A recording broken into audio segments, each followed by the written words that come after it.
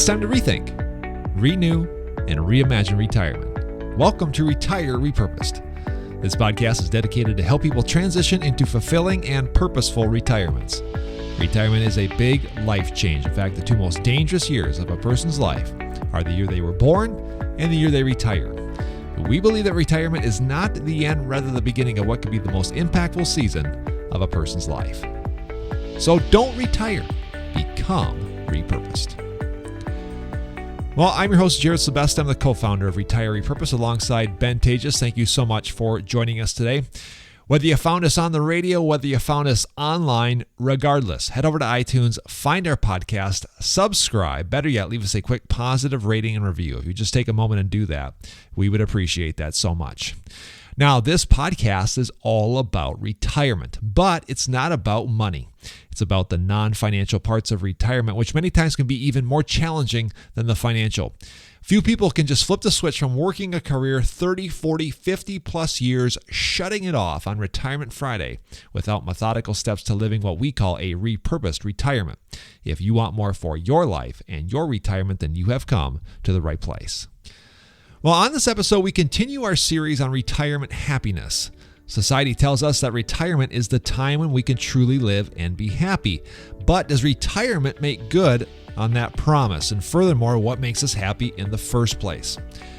Well, today we tackle three of life's most important questions. And we're going to start with the question, who am I? The first and most important step into becoming the person you were created to be in retirement is to know and understand your identity. In this podcast, Ben talks about how your identity must shift from your vocation onto something deeper, and why you should no longer identify yourself as I'm a retiree. Enjoy this episode. All right, folks, welcome back to the podcast here. So glad that you are listening here today. We are continuing this series on retirement happiness, and we are going to tackle life's most important questions. This is probably going to be a two-parter. In fact, it is going to be a two-parter, so this is part one of two here today. Again, we are so glad that you are joining us. Just a reminder, if you missed last week's online seminar titled The Top 3 Retirement Lies, What They Are, and How to Avoid Them, Ben Tages and I tackled these top 3 retirement lies that we have seen in nearly 2 decades of helping people transition from working into retirement. If you missed it, you really missed out. It was really a spectacular online seminar, covered a lot of things that are typically not talked about in the retirement conversation. Had a lot of people sign up, a lot of people engage, already lots of follow-up emails with that. Again, if you missed it, it's okay, because we have it recorded and there's ways that you can find it. And the best way to find that is by going to YouTube, search Tages Financial. Tages Financial on YouTube. You're going to find our YouTube channel there. And we have a number of playlists, including recent online seminars. So go there, go check it out. Top 3 retirement lies, what they are, and how to avoid them. Ben Tages joins me on the show, and this was another really fun seminar, a repurposed, inspired seminar. Some of the things we talked about had financial spins to them, but it really wasn't about financial. In fact, I don't want to give away the crux and the content, but one of the lies was, retirement isn't or should be just a financial conversation, which it shouldn't. No, I think that's a mistake many retirement professionals make, is focus too much on the financial conversation of retirement. And I just think it's really important that people understand that that's a big part of it, but it is so much bigger than that, Jared, as we've seen. Yeah, having a sound financial plan is vital for retirement. Certainly, we're not saying that is not the case, but we talked about the money disorder, which you've heard us talk a lot about on the podcast, and really about how retirement can't be the pinnacle of life, the thing that's going to fix all of our life and make us truly happy. Again, that is everything that we cover. That's just a little bit of a taste. So if you missed that seminar, again, go to YouTube, search Tages Financial, find our playlists, and go check that out. All right, today, Ben, we're continuing our series on retirement happiness, and it's just kind of, I almost laugh a little bit when I say the series. We've been on this series now for about 3 or 4 months now, but we've really been talking a lot lately about how you really kind of really hone in on this repurpose process. We talked a lot about relationships, and we're going to get, I don't want to sound like, new agey, but we're going to get more into the relationship, maybe with ourselves. So we are titling today's show, Life's Most Important Questions. And these are very introspective questions. There's 3 of them. We're probably going to only cover the first one today, but it was pretty interesting as we were preparing for today's show. We kind of come together, and a little transparency here for people listening. We'll get together and kind of talk about ideas. What do we want to have on this week's show? And we kind of came to this conclusion that we really needed to talk kind of about this particular subject. How would you describe how we kind of came to the conclusion to talk about this today? So yeah, Jared, I think we've been walking through this retirement happiness, kind of this biosphere of people in our lives, right? So we started with this extended community, and we moved a little closer to the center. How our the friend zone, that was a show. We talked about connecting with children, grandchildren, and then last week, of course, with your spouse, right? I got in a little bit of hot water on that one, so that was fun. My wife goes, "Oh, till death do us part," when I got home, and we had a good chuckle. But I think as we in our work, we get closer to the center of our relational biosphere, and in the center of that circle, which I think is where it should be, right, is our relationship with God. And I think that starts with our identity in Him, right? And you and I are both kind of thinking through that, and like, how do we create a show around this? And then I came in and said, hey, this is kind of where I see the show going. I got these 3 major life questions people talk about. The first one ties really well with what we're talking about in our identity. Yeah, and as you were contemplating that, it was really interesting because I came across a video by Daniel Pink. We brought up some of Daniel Pink's stuff. I think he's a great author. He's written a ton of books. He's a fantastic speaker, mostly on leadership, but he wrote a book I think it was 12 or 13 years ago. It's called Drive. And then he did a TED Talk. It's on YouTube, and it's 12 or 13 years old. And I was just kind of skimming through that TED Talk. And he was talking about baby boomers and retirees. And again, this is 12, 13 years ago. And he said, hey, raise your hand if you consider yourself a baby boomer. And he said a third of the room raised their hand. He goes, when you turn 60, something starts to happen to you. He said, and they've done research on this. There's 3 thoughts. This is different from the content of today's show, but he said there's 3 thoughts that come past somebody when they turn 60. And he said, first of all, they can't believe they're 60. The second one is they realize 60 isn't as old as what they thought it was one time. And then they look back and they say, man, 25 years ago I was 35, and it went really fast. If the next 25 years go as fast as the last 25 did, I need to start doing something about it. And he equated it to basically people were turning 60 every 13 minutes. And he goes, this will continue through 2024. And again, this is back 2010. So obviously the year now is 2023. There's a lot of people that have kind of struggled with some of this, looked in the mirror, turned 60 or 65, and kind of now are battling with some of these questions that we're going to talk about in today's episode. Yeah, Jared, in dealing with thousands now of retirees, I know that's so much how they feel. They feel like, okay, I'm 60, and this used to be what I thought was old. Now it looks pretty young, and I've got a lot of time left. So these questions come up to them, and they begin really to wrestle with that. And I think today's show will really help them. I think if you're listening to this show and you've kind of struggled maybe with this transition, with this period of your life, and where you're really kind of to have a more introspective, paradigm on things, I think you've come to the right place, and you're not alone. There's millions of baby boomers who have kind of jumped this gap over the last decade. So again, I think the time is right to really get into this and discuss some of these hard life questions. All right, so let's dive in. Why don't you give us kind of an overview of what these 3 questions are, and then we can kind of take them one by one.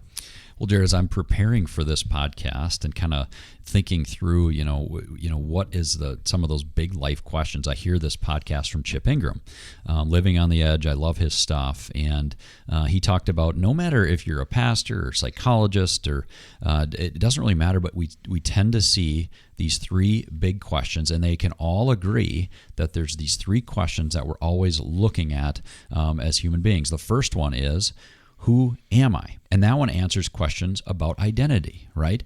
The second one is, where do I belong? Which answers the question about security, right? And the last one is, what am I supposed to do and why am I here? which answers questions about significance and purpose. And as he shared in this podcast, it wasn't for retirees. What I tend to do is I look at life through a lens of a retiree. Is what am I learning that can apply to, our clients and the people that we speak to? And I looked at all three of these, and as a retiree, all three of these come into very much question as you go through that stage of life. Yeah, I definitely think that's a pretty good roundup of significant questions that we're all trying to answer. And again, I agree with you. I tend to look at content or ideas through the lens of retiree, but this is really this is a lifelong journey that probably starts when you're kids. Yeah, I mean, we don't remember some of those very earliest memories, right? Like when we're first born. But I like to have people think back to like their very earliest memories, like things in their life that stood out to them specifically. Those things are forming your identity, how you look at yourself, how you look at the world. And I think that's why this process is so important. Yeah. Again, even the question, where do I belong? Man, that's...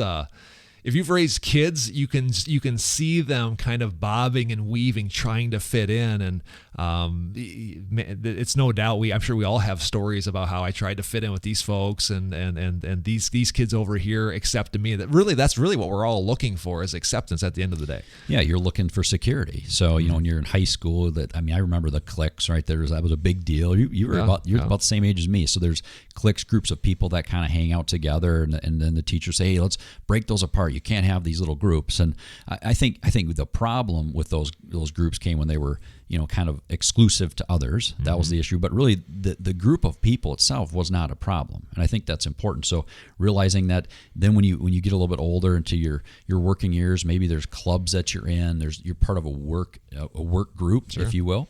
And then at some point, you find belonging in your family. And you're always looking at, where do I belong? Yeah, and I think this is it's a really unique conversation, because at the end of the day, like the very first thing that we try to do in life is like you're just trying to find safety and security, right? But the truth is that we're human beings. Like we're body, we're mind, we're soul. That's what makes us so significant. And we have this relational side, this conscious side that like wants to fit in, but also wants to have significance, and also needs to have an identity. And so that's what makes humans like just so complex and beautiful at the same time. But as a result of being created this way, we have these massive questions that we have to ponder, and they continually, I think, need answering. It's not something that you're like, oh, I just got it, and it's a done deal. It's a continuation and a journey that lasts from birth to death. And I think that's just what makes this conversation so interesting. Yeah, and I think you touched on with that significance thing. I think that last question of just, why am I here? And we're trying to, I think in life, always trying to create, we're designed that way. God was the ultimate creator. Yeah. He worked to create the entire universe, right? And he made us who we are. So finding out who we are in him is where it all starts. I think you're onto something there as well, because I think if you want to become, we've used that verbiage where it's like we're really trying to get in a point where we're walking into fullness. What we want retirees to really become everything that they were created to be. It really begins with looking inward and understanding who we are, who God created us to be, operating in that space, getting our mind wrapped around that, having the correct identity. All of these things are so connected to really what we're trying to get retirees to kind of walk into and step into. Yeah, I think that's what that makes that retirement transition tough, Jared, is, really we're looking at, the who am I piece. That gets kind of discombobulated during that time, right? Because you probably referred yourself as an engineer, as a teacher, as a mom, as a whatever that career was for you. Yeah. And I think that's what makes this identity piece really hard. What I don't want people to ever answer when they're asked, is, who are you? Well, I'm a retiree. Nah, that's really just meaning that you can't, or that you're not working for income anymore. Yeah. That's what all that is. Yeah, that's a great point. So let's now get into really just focusing on this first question. And we're probably going to spend the rest of today's episode just kind of dealing with this first question about identity. Let's talk about that. Well, I think, Jared, it's so important that we learn who we really are, because life is hard enough on its own, right? Life is hard enough. Retirement's hard enough. Our work is hard enough if we aren't being true to who we are. Well, a great example of this, Jared, is, this is probably 15 years ago or so. My wife was really getting into running. She was putting serious miles on, and she was really loving, just the sport of running. And at some point during her running, she started to develop really bad knee pain. And we started seeing some specialists, and one of the specialists we saw had her actually run in front of them on a treadmill and then get off, and we're looking at her shoes and kind of how she actually runs. And he's like, well, you're running wrong. She's like, what? This is how I run. This is what I do. Right. He's like, well, you're doing it wrong. You're pronating, you're this, you're that. And what we learned was that her particular stride was causing this knee pain. So he wanted her to change how she ran. Now, if you've ever ran before, you know that in itself is hard, okay? But if you're trying to run and you're trying to be somebody else while running, you're trying to move that way in a certain way, that just compounds. And I think life tends to be that way. So many times we're trying to be somebody who we're not. We're trying to be who, our boss wants us to be. Sure. We're trying to be who we think we should be. There's so much more work involved in both doing life and doing life trying to be somebody else, right? Yeah, that's a really interesting point. I think we can all think of examples where we just tried to be the person that, again, society, maybe our job and career. If you are in a certain career, you have to act and be a certain way, and we may be really good at that job, but it's just not kind of who we are. This is kind of a funny story. I don't know if we've talked about this, Ben, but I moved to a hobby farm, I think like 3 years ago, and I remember when I first moved there, I was like, we're gonna embrace the country life, and the story. Like every animal we could actually buy, we bought. We went from having a small dog to having basically a petting zoo. You know what I learned about myself? I'm not a farmer. I'm just not. Like my in-laws are farmers. They love to get out there and do all the farming stuff, and I guess I tolerate it. But I mean, after 3 years, I said this to my wife recently. I'm like, I'm just not a farmer. I love living out here. I love being out here, and the kids have freedom, and we've got space. I love it. Don't get me wrong, but I'm not a farmer. And that also reminds me of the book, The Top 5 Regrets of the Dying. It's by Bronnie Ware. We've talked about this a number of times, where Bronnie Ware is actually, she worked in Australia in what we would call hospice here in America, but she was alongside dozens, probably hundreds and hundreds of people who have passed from life to death, and she's had lots of conversations, and then ultimately wrote a memoir book about it. Again, it's called The Top 5 Regrets of the Dying. The very first one, the very most common regret of the dying was, I wish I had lived a life true to myself. And I think it goes back to this whole identity piece. Yeah, it does, Jared. I think so many times we find that retirees did put their identity where it shouldn't have been. I do it too. Many times I look at my, I am, an author, I'm a speaker, I'm a financial professional. I look at what I do. I'm a coach, whatever. And I look at that and I'm like, that's who I am. No, my true identity cannot be in those things, because those things move, right? I was listening to Michael Hyatt talk about this recently. And it was Michael's talking about transitioning his company to his daughter and kind of the next step, and how he had always had this identity of being a person of strictly, it was all achievement for him. It was his work-life balance was so out of whack, okay? He got this huge check and he took it home and he was so proud. He showed his wife, he's like, look at this is the greatest bonus ever. And she kind of was like, meh. Like, how they get the response of, yeah, okay. And he expected her to be so excited. But the problem is that although it was a ton of money, it wasn't fulfilling, even for him, because nobody really was excited about it. Because why? Because he was spending all this time just trying to achieve that and very little time with his family. So his work-life balance got so out of whack because, again, he started to find his identity in just achieving more, getting more, and he realized then, well, my identity was found in the wrong place. Yeah, so how did he go about that? What was kind of the way that he kind of fixed that problem? It might surprise you, Jared, but the fix was not just to stop working. In fact, the fix was not even to work necessarily less. The fix was, and he talked about this very clearly, it was transitioning not from the identity of being, this business leader into being a family man. That wasn't right either. But the transition had to move from him not being a business leader to his identity not being a family man, grandpa, but his identity had to get rooted in Christ, right? Who he was created to be. That's where he began to kind of find that spot where he felt truly alive or full, right? We talk about that all the time. I follow Michael Hyatt, and he's a big-time high achiever, author, and been CEOs of publishing companies. Is the achievement, is the drive to succeed and the drive to build? It doesn't sound like that's not a bad thing. It's not a problem. It's just how do you kind of navigate through that for a guy like Michael and maybe other people who are high achievers? Well, Jerry, I think that the uber successful, or even just any of us that are successful in what we do, have to come to the realization that changes.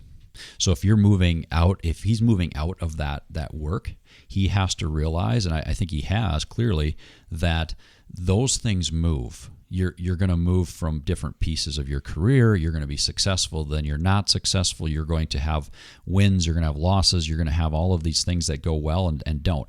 That's not your identity. That's what you're doing for your work. If you're a high achiever and you don't achieve, and you're finding all of your identity in that achievement, right, that is not a place you want to be. So what doesn't move? What doesn't move? What stays? What is always solid in there? And that needs to be where you find your identity. Yeah. You and I both know that this is easier said than done, that we need to find our identity in Christ, right? Which doesn't move. We now finding out exactly what that means in our life takes some discernment. It's not easy, but we know that first and foremost we have to, present ourselves as, hey, God, I want to be who you want me to be. Sure. And that'll take discernment. I can see how, again, you call me a high achiever or not, I'm wired hot. I've said this before, and I don't mean like temperature hot. Like I think fast, and I love moving. I love pushing the needle. I could see how if I was, maybe even forced into retire at my age, which I wouldn't, being able to just be at peace with who I am. That's a scary thought, and it's no wonder so many people struggle with retirement, because all of these pieces are taken away from them. There's all this energy into trying to answer this question, who am I? They may not actually say that or verbalize that way, but unless there is something to have that peace and rest in the soul level of like, who am I, and just be okay with that. That it's no wonder so many people that I've seen, even in my 9-10 years in this business, people that don't retire, they want to, they don't, because of this question, and they really don't know how to articulate that. Well, I think you have to realize that doesn't go away. Just because you're not working for that same company, just because you're not leading a company, you fill in the blank, whatever that transition in, you're still who you are. I mean, you go back to like the Romans 12, living sacrifices, right? God talks about how we number one, can't think of ourselves more highly than we ought, but to look at ourselves as a living sacrifice. But that doesn't mean you just don't do anything. What that means is, later on in that passage, verse 6, it says, we have different gifts according to the grace given to us. Jared, every time I sign a book, when I'm giving one away, you know the verse. It's always 1 Peter 4:10, right? We've all been given various things from God, and we're supposed to steward those things. So stewardship, for somebody that's moving into this retirement transition phase, does not look like you need to stop being somebody who achieves. You don't have to stop being somebody who makes a difference in your community, that makes a difference in the world. In fact, that's just going to look very different for you in this stage. Yeah, this just reinforces how big this question is. We've got about 30 seconds left. Final thoughts on this identity piece. Well, I think when you're thinking about who you are, and when people ask you, what do you do? Don't answer that with "I'm a retiree." Sometimes we wear that as a badge of honor. I think we should look at this and say, I am a Christ follower. I am, you fill in the blank. You have to figure out who God created you to be, your skills and talents, and making sure that you're using those both in your work and your retirement. Well, I sure hope you enjoyed this part 1 conversation on life's most important questions. This whole notion of identity, it's a massive part of the human experience, but what makes this so significant for a retiree is that retirement forces you to answer this question. Your job has given you a place to put your identity, and it's an easy out, but that no longer exists. No matter your age, this question must have an answer, and retirement can be the time when you truly step into your true identity, if you dare. Until next time, I'm Jared Sebesta. Remember, don't retire, become repurposed. We'll see you then. Securities offered through Avantax Investment Services. Member FINRA SIPC. Investment advisory services offered through Avantax Advisory Services. Insurance services offered through an Avantax affiliated insurance agency.